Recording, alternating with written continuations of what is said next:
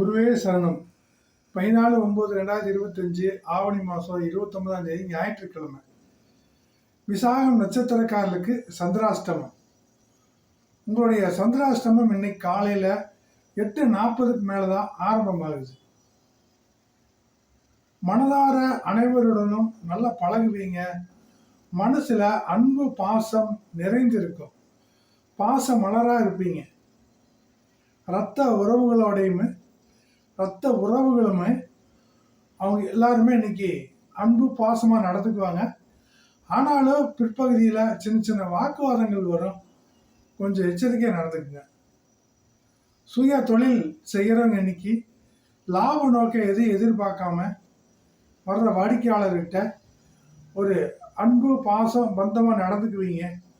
அதனால் இன்னைக்கு பொருளாதார ஆதாயம் எதுவும் உங்களுக்கு கிடைக்காது. எச்சரிக்கையாக நடந்துக்குங்க.